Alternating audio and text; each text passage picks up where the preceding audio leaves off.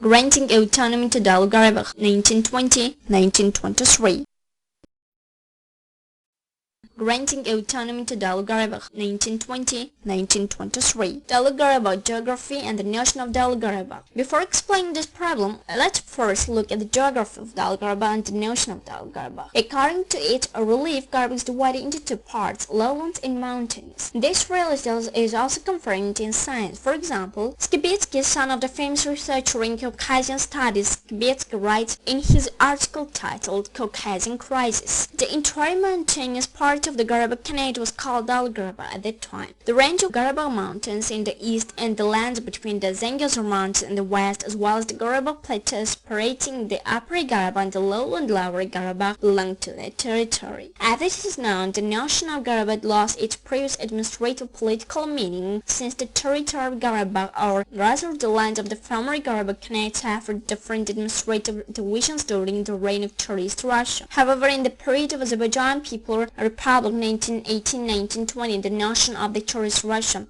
notion of Garabagh was again restored to its previous meaning. As is seen from the above-mentioned words of Shaduns, the term Garabagh had been created by Dashnaks at that very time. From then on, the notion of Garabagh began to have not only geographic but also political importance. Following the Bolsheviks coming to power in Azerbaijan, this notion began to have an administrative political meaning and turned into one of the main notions in relations between Azerbaijan and Armenia, as well as in the political vocabulary of Russia, which intervened into these relations. Meanwhile, the geographic range of Garabagh changed as well. Again, as Skibetsky wrote, the Garabagh plateau was granted autonomy in 1923 and was named Autonomous Garabagh Oblast, or simply Garabagh, within the new borders of Azerbaijan. Garabagh Autonomous Oblast is the creation chronology of its main event and conclusions deriving from this. In order to define the principal issues regarding the creation of the Garabagh Autonomous Oblast, rather to imagine this process distinctly, let's look through the main events chronologically in accordance with their geographical location. A careful look at the table shows that the course of events was divided into two stages, until the resolution of the Russian Communist Party Central Committee Caucasian Bureau dated July 5, 1921. After a resolution to granting autonomy to Garabagh, the events related to granting autonomy to Garabagh took place mainly between Azerbaijan first and second columns. In Caucasus Bureau, the Transcaucasia State Committee, fifth column, while concerning Garabagh and granting, while Armenia actually stood aside from these processes. These facts require examination of the event concerning Garabagh and granting autonomy to it, as well as restoration of the objective history of the creation of Garabagh Autonomous Oblast. Nariman Declaration, December 1, 1928, July 5, 1921. Following the establishment of Soviet power in Azerbaijan, Sovnarchy was created and extraordinary commissioners were appointed to the regions. And Karakaz of 1938 was appointed the extraordinary commissaries of Garabagh.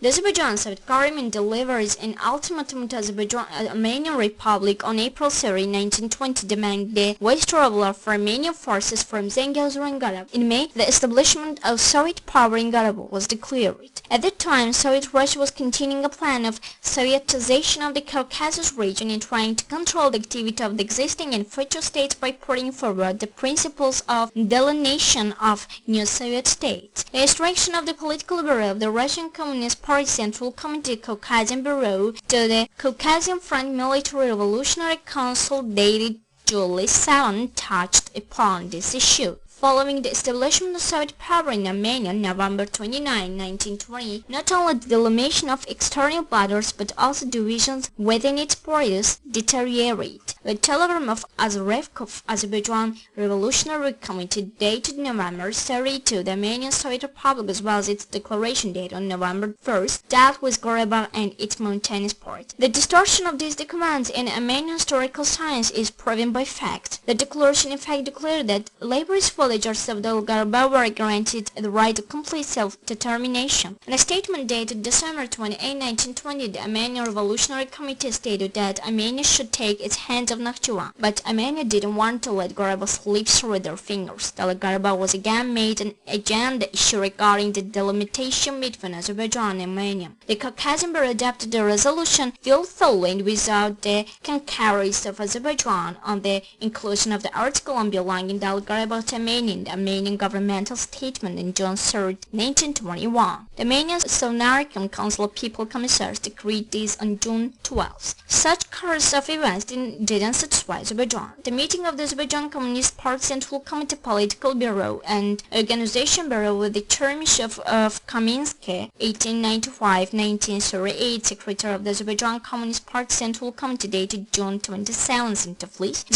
discussed border issue between Azerbaijan and Armenia as a part of self-determination granted to Garabagh was expressed here for the first time. The almost settlement of the issue came through involvement of the Armenian and Muslim community to the Soviet building work, as stated in Comrade Narimano's statement. It was entrusted to Narimano to deliver the opinion of the Political Bureau and Organization Bureau to Tiflis. Narimano spoke the chairman of the Azerbaijan Executive Committee, Jeven Minister of Foreign Affairs, Hussein, by direct line on that every day. Narimanov said that this is the conclusion of the Political and Organization Bureau. If they refer to my statement, the statement says literally the following: Garabagh is given the full right for self-determination. Husseinov: alright, I will deliver everything. In a way, I should say that our decision will definitely be received coldly. Again that day, Hussein informed the Caucasian Bureau of this. It was decided to call the extraordinary plenum of the Caucasian Bureau on this issue and invite Narimanov and Masnikov to Tiflis. How an integral part of Azerbaijan was granted autonomy. Resolutions of the Caucasian Bureau dated on July 4th and 5th, 1921. The meeting of the Caucasian Bureau took place in Tiflis regarding this issue. Because of its special importance, we submit the translation of extracts from the minutes of the meeting of the Caucasian Bureau dated on July 4th evening and July 5th. First plenum of the Caucasian Party Central Committee meeting, July 5, 1921. Members of the Caucasian Bureau. It was decided, taking into account the urgency of national peace between Muslims and Armenians and the rather extensive economic relations of Upper and Lower Garabagh with Azerbaijan, to maintain Garabagh within the Azerbaijan Soviet Socialist Republic and to grant it with extensive district autonomy Shusha city as an administrative center within the autonomous oblast. Voting in favor 4, abstained 3. To charge the Azerbaijan Central Committee with the task of defining the autonomous oblast's borders with the condition of submitting it further to confirmation of the Russian Communist Party Central Committee Caucasian Bureau. To require the Presidium of the Russian Communist Party Central Committee Caucasian Bureau to conduct negotiations with the Azerbaijan and Armenian Central Committee regarding the nominee to the Garabagh Extraordinary Committee. Azerbaijan Central Committee to define the scale of autonomy of Garabagh and submit it for the confirmation of the Russian Communist Party Central Committee Caucasian Bureau. Secretary of the Caucasian Bureau of the Russian Communist Party Central Committee.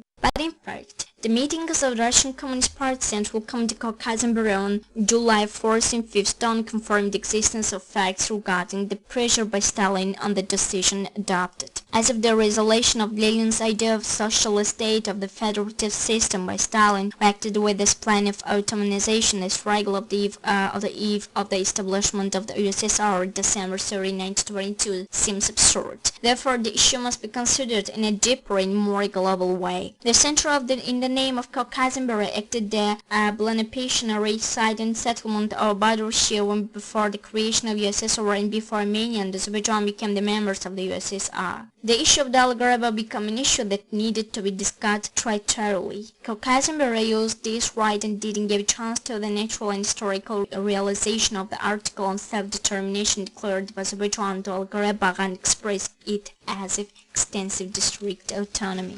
The Caucasian Bureau wanted to put pressure upon Azerbaijan that Garabagh can be given to Armenia. The next day, by coming back to this issue with the aim of pressing Armenia that maintenance of Garabagh within Azerbaijan can be confirmed and provide favorable position for the center that's granting autonomy to Garabagh and achieved it. Thus, following the resolution of the Caucasian Bureau plenum dated on July 5th, the events related to Garabagh turned in a new direction. The Caucasian Bureau provided a favorable decision for the center and began to apply pressure for its realization. Thus, Azerbaijan and USSR confronted the new conditions due to the forced granting of autonomy to its integral parts, Dal-Garabagh. Armenia tried to deteriorate the relations between Caucasian Beria and Azerbaijan in connection with the Dal-Garabagh issue and to realize its claims for Dal-Garabagh's rights opportunities to intervene in the affairs of Dal-Garabagh as a result of granting autonomy to it. These issues should be considered in a detailed forum. Change in Kirov's position. Following the adoption of the resolution dated on July 5th, Azerbaijan leadership had started its implementation. In regard to this, meeting of the Azerbaijan Central Executive Committee Presidium dated on July 19th approved the results of Nermanov's Tiflis visit and the meeting of the Azerbaijan Communist Party Central Committee Political Bureau and Organization Bureau dated on July 20th, and the committee was set up to prepare a constitution for the autonomous oblast. Here there is state, military and social political figures from Garabagh.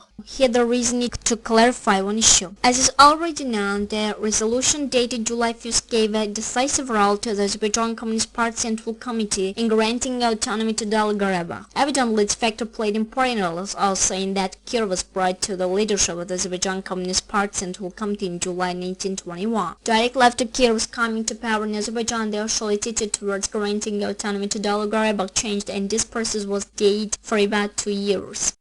Therefore, Kirov's position around this issue and the factors affecting it must be analyzed specifically. If we look at the extract form of the minutes of the meeting of July 4th, we see that at that time Kirov was against the maintenance of the mountainous parts of Garabagh within Azerbaijan and voted for its annexation to Armenia. Kirov also took part in the meetings of the Azerbaijan Central Committee Executive Committee Presidium in July 19th and the meeting of the Azerbaijan Communist Party Central Committee Political Bureau and Organization Bureau in July 20th, as well as in the adoption of the mentioned decisions. At the meeting of the Azerbaijan Communist Party Central Committee Political Bureau and Organization Bureau taking place with the direct chairmanship of Kirov, we see that this position has changed completely. 7 out of the 9 persons, Kirov, Nermanov, Akhundov, Garayev, Afandiev, Stukalov, Mirzayan, Bunyadzadeh and Husseinov, taking part in the meeting, decided to ask the Caucasian Bureau to reconsider the decision on the separation of Dal-Garabagh. Only 2 of them, Nermanov and Bunyadzad, supported the realization of the decision of the Caucasian Bureau in the shortest time. A committee was established to gather materials on this issue. Bunyadzadeh, who was heading the conference of responsible workers of Garabagh taking place in October 21, attended by members of the Azerbaijan Communist Party Central Committee Organization Bureau, also supported Kirov's position. That is, separation of Dal-Garabagh as an autonomous oblast was not considered appropriate as shown as a special note at that meeting. Thus, it appears that new attitude towards autonomy of Dal-Garabagh emerged through Kirov's leadership. This was not accidental. Kirov had become sure that not only his position but also the decision of the Caucasian Bureau in granting forced autonomy to Dal-Garabagh instead of confirming it as an integral part of Azerbaijan, as well as the necessity of the realization of this decision quickly, was wrong. Even 4 months after the decree granting autonomy to Dal-Garabagh, the meeting of the Azerbaijan Communist Party Central Committee Presidium, which took place on October 8, 1923, with Kirov's chairmanship, admitted that the propaganda of the decision of granting autonomy to Dal-Garabagh among the population, particularly among Turks, was not finished. How was Azerbaijan made to accept the decision of granting autonomy to Dal-Garabagh? This course of events caused an anxiety within the Caucasian Bureau, and there began pressures to make Azerbaijan accept the decision dated on July 5th. This was carried out in 2 ways. On the one hand, a requirement was put before the Azerbaijan leadership. On the other hand, the leadership of Dal-Garabagh was threatened with Armenian cadres sent here especially, and efforts were made to weaken Azerbaijan's influence in that region. The autonomization of Dal-Garabagh was taking place in parallel with the process of the creation of the Transcaucasian Federation and the USSR. Despite this, the problems concerning its realization was not reconsidered in the way suggested by the Azerbaijan Communist Party. On the contrary, in February 1922, at the first Congress of the Transcaucasian Communist Organizations, the Russian Communist Party Transcaucasian State Committee, with Orджоникидze elected as the chairman, used the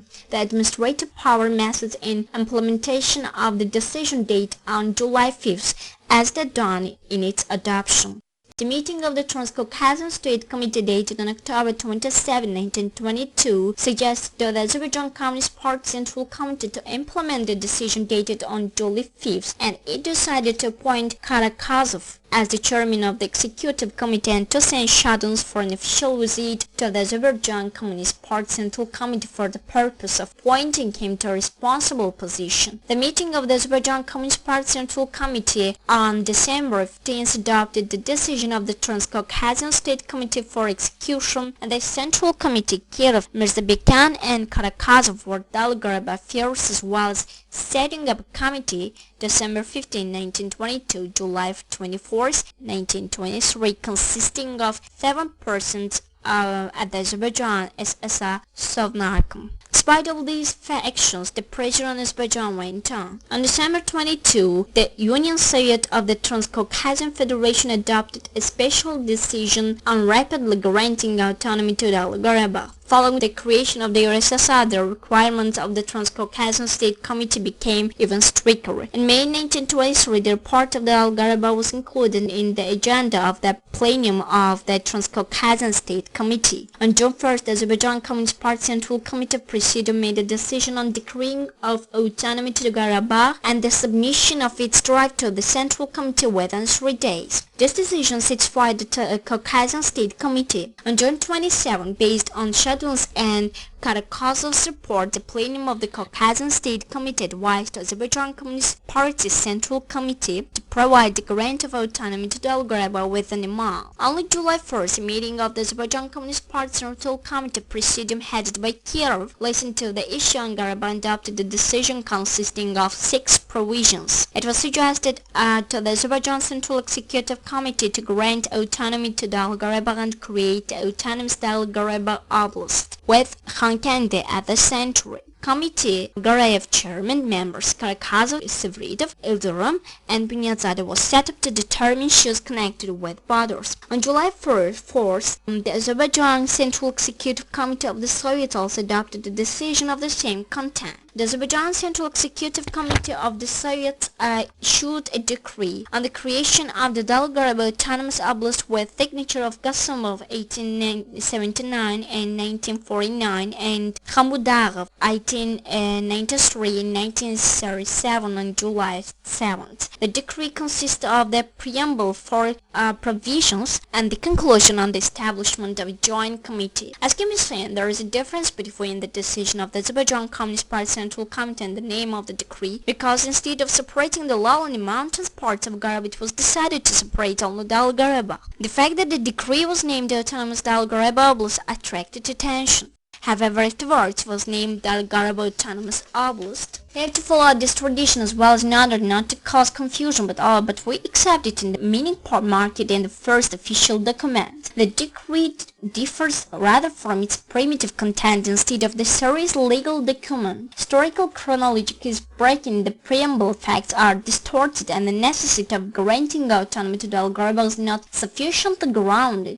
There is a legal political around the first provision of the decree. To create an autonomous oblast from the remaining parts of Daghestan as a constituent part of the Azerbaijan Soviet Socialist Republic, with Khankandi as the center. Instead of confirming that Daghestan Autonomous Oblast was created out of Azerbaijan lands and is an integral part of Azerbaijan, they used expression that could be interpreted differently. The third provision states the creation of a temporary revolutionary committee before the morning of the Soviet Congress. This undoubtedly provided the Armenian leadership of the oblast with wider rights, etc. Shusha city was included to the Daghestan Autonomous Oblast by the decision of the Azerbaijan Communist Party Central Committee Presidium dated on 16th, 10 days after the decree. The regulations of 1923 of the Gubernian Executive Committee for Daghestan Autonomous Oblast was adopted and applied. The regulation Daghestan Autonomous Oblast was published on November 26, 1924. Thus, an integral part of Azerbaijan, Karabakh was artificially divided into plain and mountainous parts, and Azerbaijan leadership was forced to provide the status of autonomy